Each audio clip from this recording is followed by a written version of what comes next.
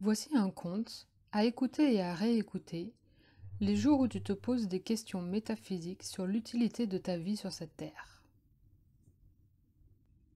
Conte du sage chinois Chuang-Tzu. Un charpentier ambulant du nom de Pierre vit dans un pré au cours de ses voyages un vieux chêne gigantesque auprès d'un hôtel rustique. Le charpentier dit à son apprenti qui admirait le chêne: « Voilà un arbre inutile. Si l'on voulait faire un bateau, il pourrirait aussitôt.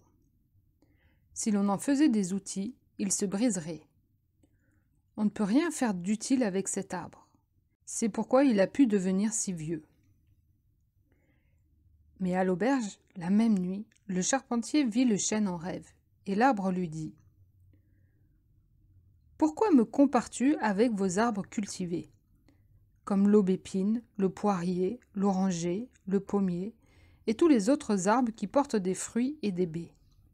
Avant même que leurs fruits ne soient mûrs, les gens les abîment, cassent leurs branches et leurs ramures. Les dons qu'ils apportent leur nuisent, et on ne leur laisse pas le loisir de vivre jusqu'au bout de leur existence naturelle.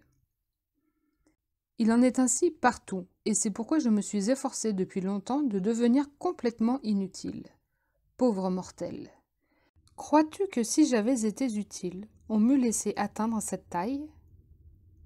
D'ailleurs, toi et moi sommes tous deux des créatures, et de quel droit une créature s'érige-t-elle en juge d'une autre? Ô mortel inutile, que sais-tu de l'inutilité des arbres? Le charpentier se réveilla, médita ce rêve, et plus tard, quand son apprenti lui demanda pourquoi il n'y avait que cet arbre-là pour protéger l'hôtel rustique, il répondit: « Tais-toi, qu'il ne soit plus question de cela.